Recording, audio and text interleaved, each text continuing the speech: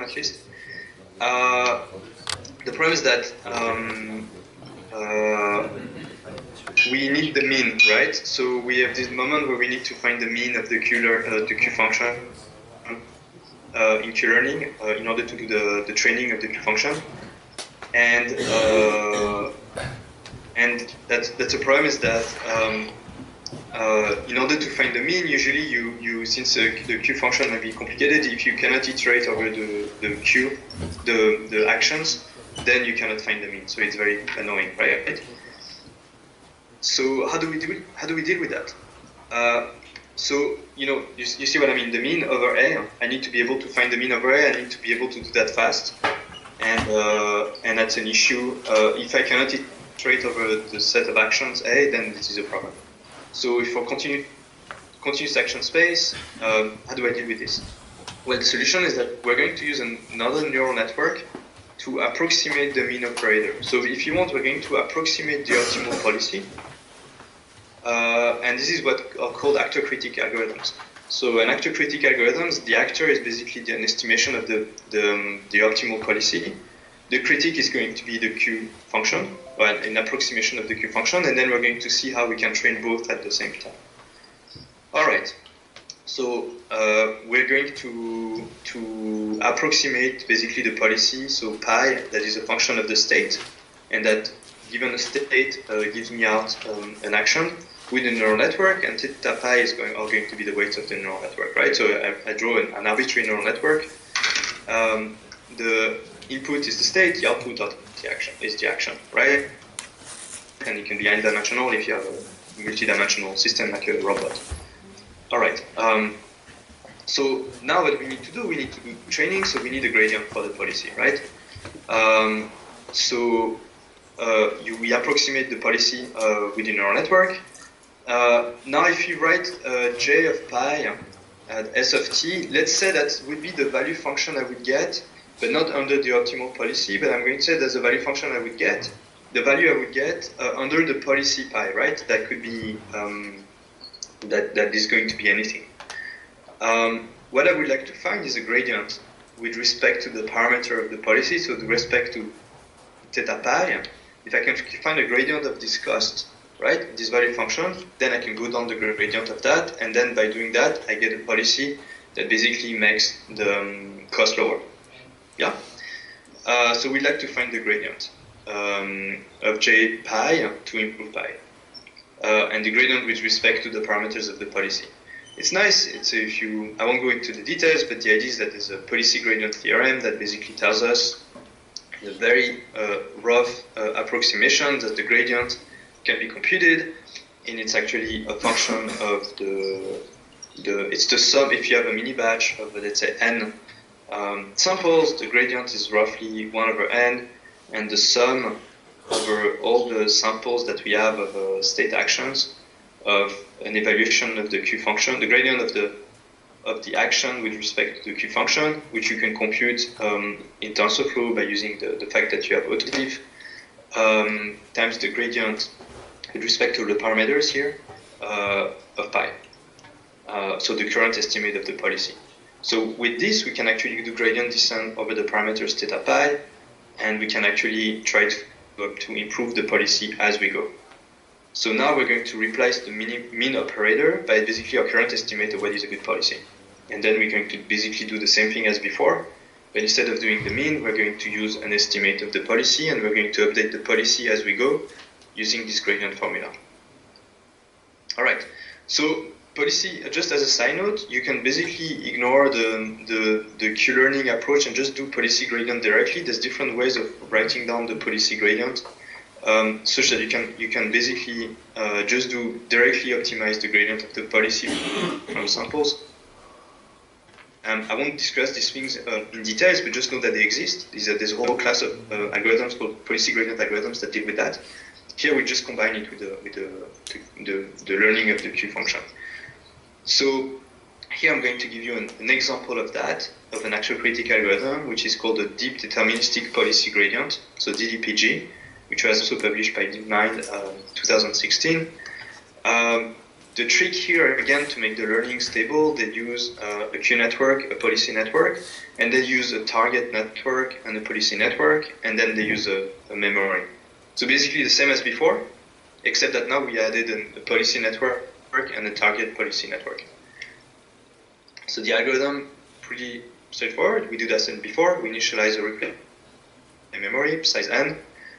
We initialize a queue and a policy network with random weights, right? So theta q is for the policy, for the queue network, and theta pi is for the policy network. And then with target network, so I wrote it q prime and pi prime. We just set the network, the weights of the network the same as the other networks. All right. Now for each episode, we do the same as before. We start from initial state. We loop for t steps over the episode. So in the loop, we choose an action. And here in this case, what we'll do, you can actually do pretty much what you want, but here the way we do it is that we take the action to be the policy that we currently have. We believe it is a good policy, given the state. And then we add noise. And the choice of noise is going to tell us how we explore around our current guess of what's a good idea to execute. So usually, so you can do random noise, but like a uniform or Gaussian noise. People say it doesn't necessarily work really well. So in many papers, people tend to find a correlated noise. So you basically use, for example, a Einstein-Uhlenbeck process.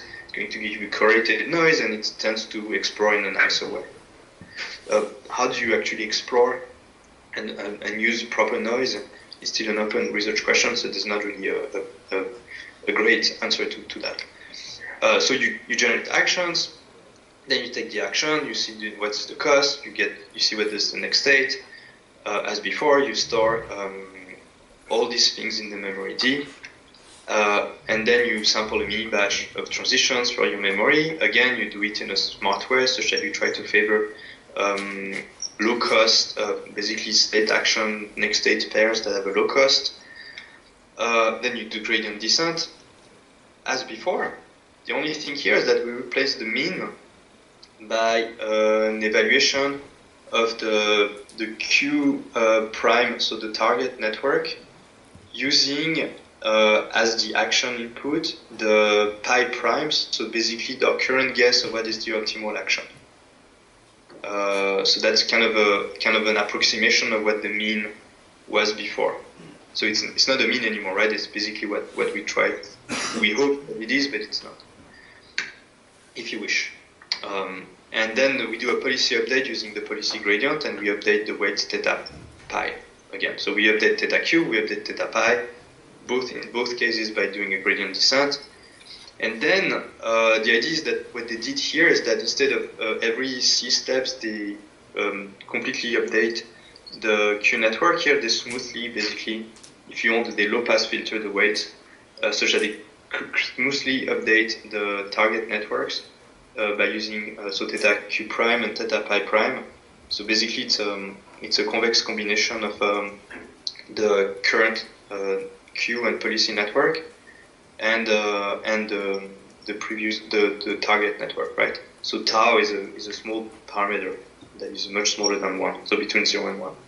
So basically, if you iterate this, theta q prime is going to converge to theta q eventually, but slower, right? Nothing crazy.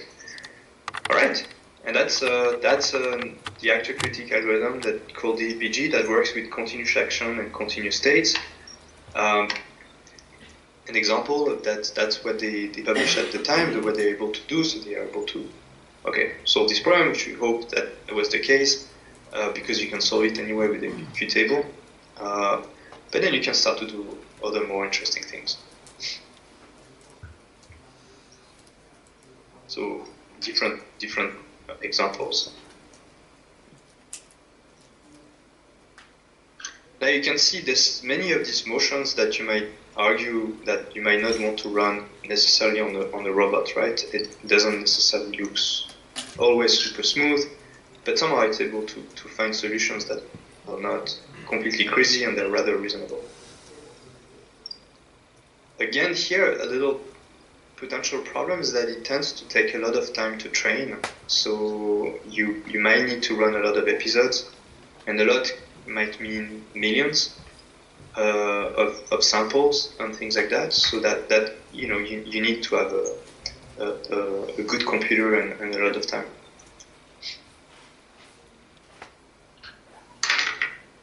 But you can do a certain number of things. I think all of this was optimized in Mujoko, so the contact model is very smooth. So things are still not completely physical, right? But it you know it does something.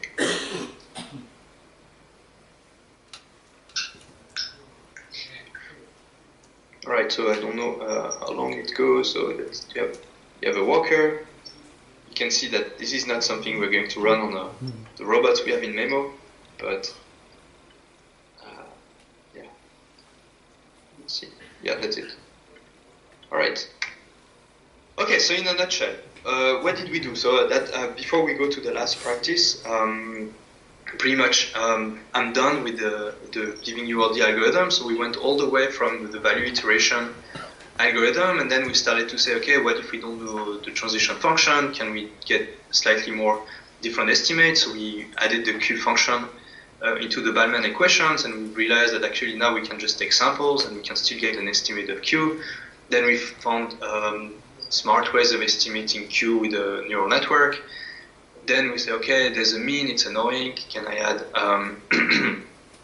a guess of a policy at the same time? So now we had this actor critique algorithm where we optimize both the policy and the value function and the Q function at the same time. If you remember, this is actually reminiscent to the policy iteration algorithm that I showed at the very beginning. You really try to do both at the same time, and pretty much everything that we've seen so far, and all this kind of, and that's true for a large class of reinforcement learning algorithms, that they all variation over the same theme, that is basically use Bellman to find iterative algorithm that works.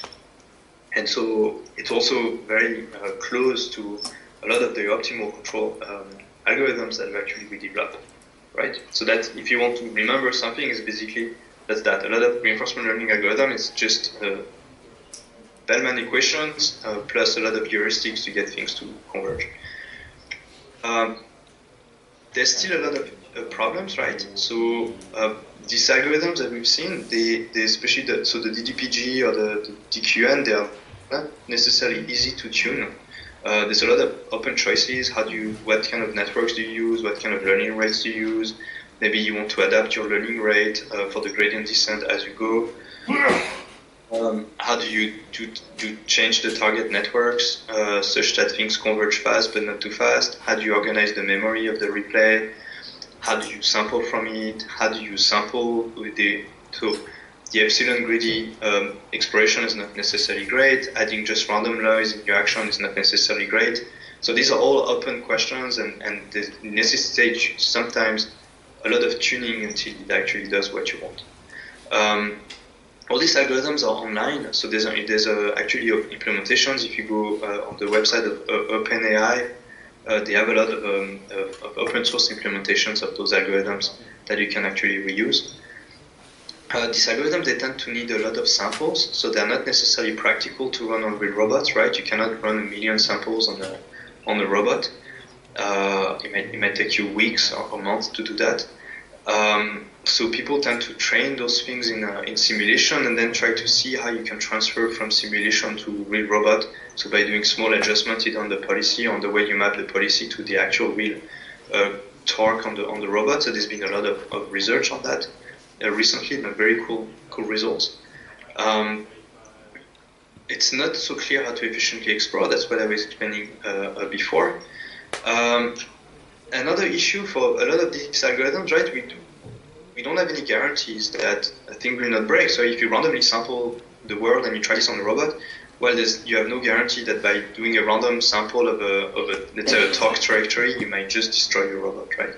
So these things are not necessarily just ready to use on the robot, and you need to take care of a lot of things and when you explore and how you do the learning, such that the systems that you use are still safe.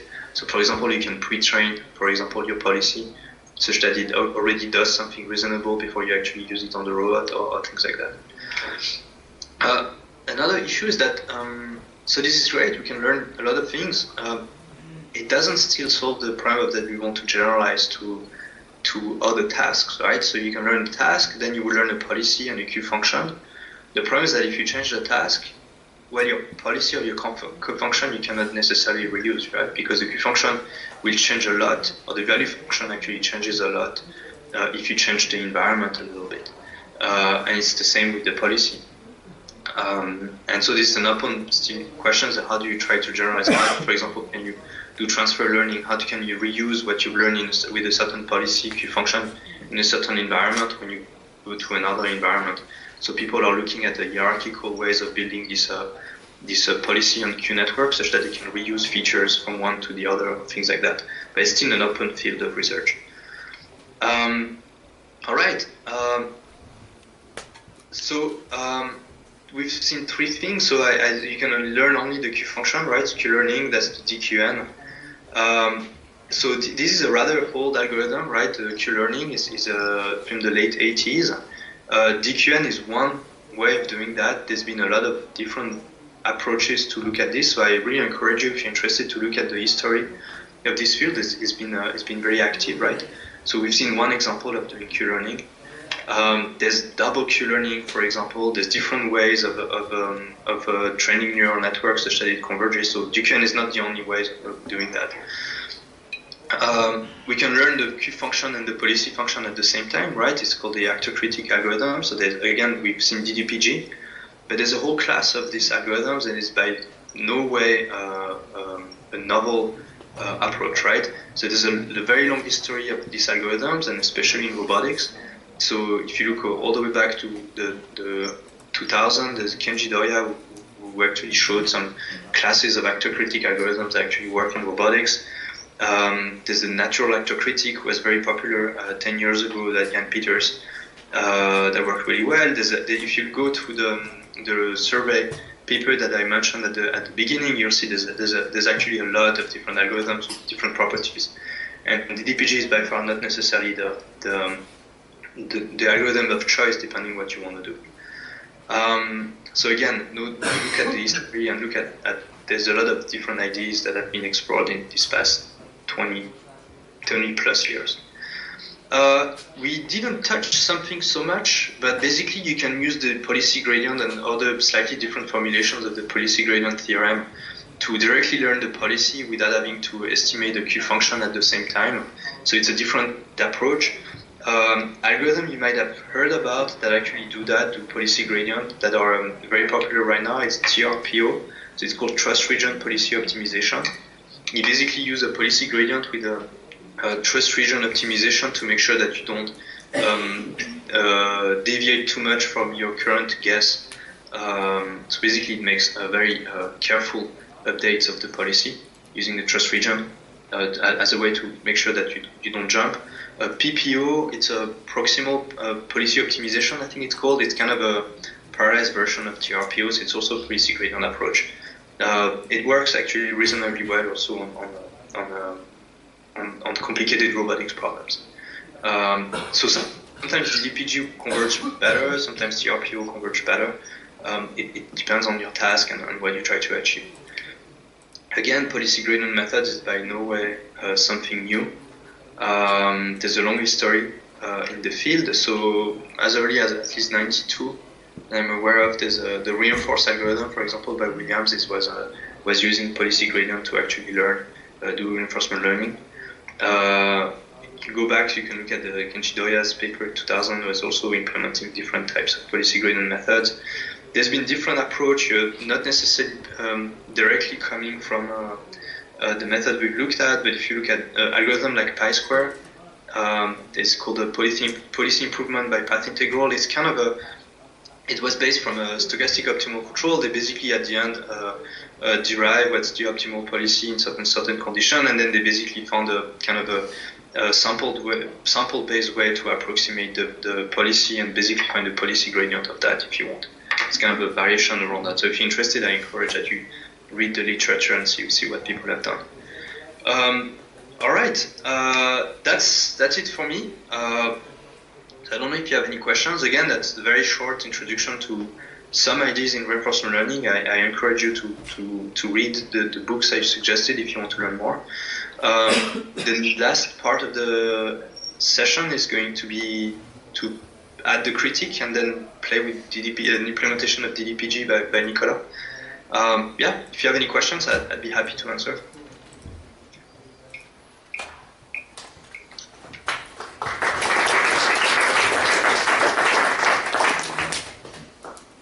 Right. I set up the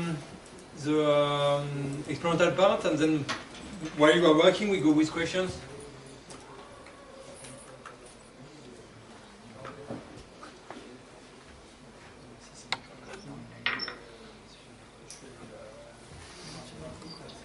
Set up for both the pendulum and the unicycle. So you can choose the one you prefer depending on the efficiency also of the computer.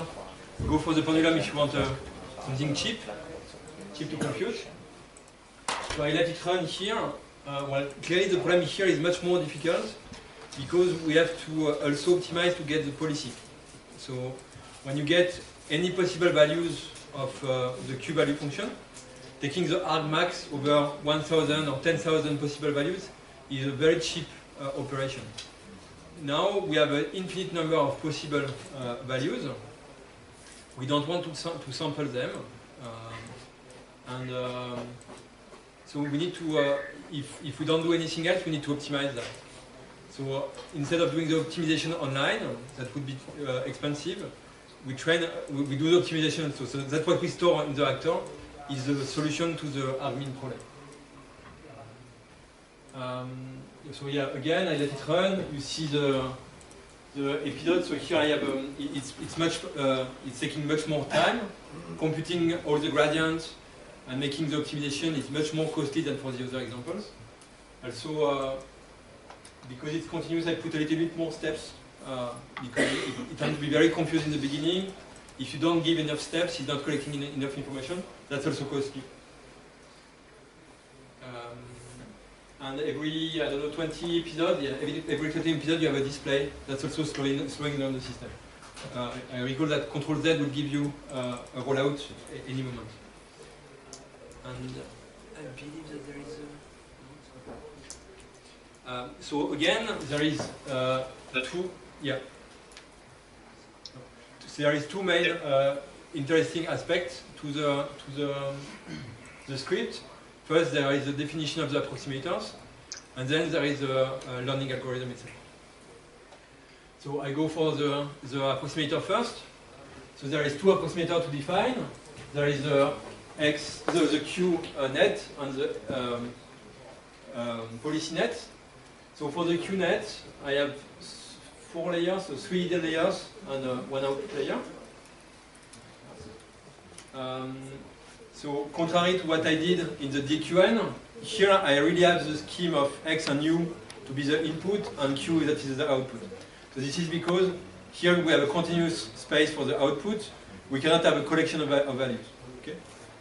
So the way you are representing the Q value is not very well studied and doesn't seem to have an influence theoretically.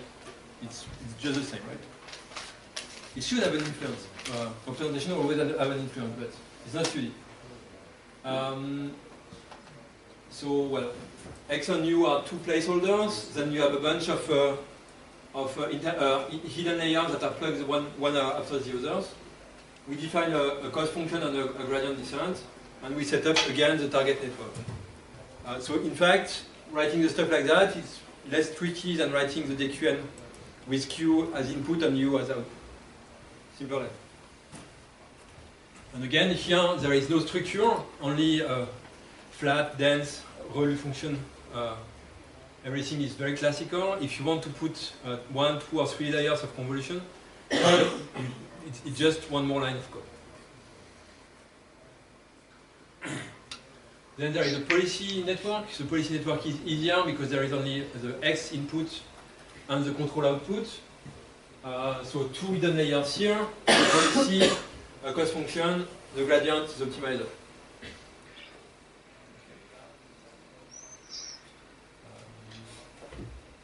Yeah. So here, so for the gradient, for estimating the gradient of the policies, as Ludo explained, you need the gradient of the Q value with respect to the U parameter. So in the slide of Ludo, the state is S, the control is A. Control is the action. So that's very, very learning. In a control, it's X and U. So I learned recently by looking at the class of Sergei Levin that X is, well, that's the unknown. So that's what you do in mathematics. When you don't know something, you name it X, the basic name. U stands for the control in Russian. So it seems not to be a very relevant naming for when you speak English. So maybe I will switch to S and A, S for state, A and action, maybe that's more clear. I don't know. So here in the code, there is my control background, and you have X and U. In the slides of Ludo, is written stuff in terms of S and A. So you need the gradient with respect to the A variable or the U variable, and here you have a plug to put them inside the policy function. You have the computation of them in the value network. So that's mostly TensorFlow, nothing very fancy. Then there is the control algorithm, the learning algorithm. So again, we have a number of episodes. And then for each episode, we have a number of control cycles. And for each control cycle, we do 4 operations. We will make a step, collect data, sample something from the mini batch, and make an optimization improvement. Okay. So making a step is just calling the environment to get the step. You get the triplet XU, X2. You put that in your batch. Then you put that in your batch, that's number 2. If you have enough data in the batch, then you sample a mini batch from that. So here again, 64 past information that are randomly selected to break the temporal correlation. And from that, you build an optimization of both the Q function and the pi function, the policy function. And this is done in 2 steps. One where you do the gradient descent for the Q, the gradient descent for the pi, and then the second where you do this tracking of the target network. So again, the way the optimization changes the approximation of the Q and pi function is to high bandwidth. So you filter that out by putting this tracking operation. So again, a low pass filter. So that's it. Exploration here is greedy with noise. Nothing fancy. That explains that it's not able to tackle very difficult problem. At least for the two toy problem that I'm giving, it's working very, very well. It's always converging for the inverted pendulum. It's always converging for the unicycle. If you want to make that stronger, well, first need to work a little bit on the parameters of the network. So putting more or less neurons, depending on the complexity of your space. Maybe putting some additional layers that are more properly capturing the topology of your input space if you have sensor data. You definitely need to make that strong to run that somewhere on a GPU farm so that you don't have to wait, right? Just for this simple problem, we have to wait 10 minutes to get a result. That's definitely something you cannot accept if you are tuning the system. And I believe working a little bit on the exploration strategy, so at least doing a small RRT to get some structure in your exploration and get some connectivity from your space that then you can give to the neural network, or something better than just a greedy with noise. Okay.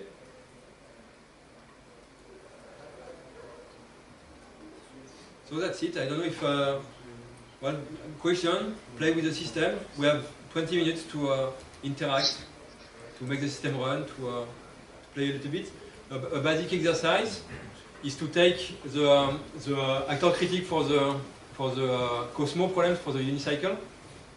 and change the cost function so that you accept some obstacles. So you put one point where the system should not go, you raise the cost value when you hit this point, or decrease the reward value when you hit this point. So you put minus 100 each time you hit the obstacle, and you train again, and you will see that the system will go around the obstacle. Don't put the obstacle too close to the origin, otherwise you will never be able to park. Like bringing the car inside the house, when it's too small, the system is not able to discover that. So if you feel like having a little bit of energy, you work with that and you call me if you have problems. If you just want to chat, well, Ludo is here for questions. Otherwise, there is a little bit of coffee outside. You can gently stop the winter school.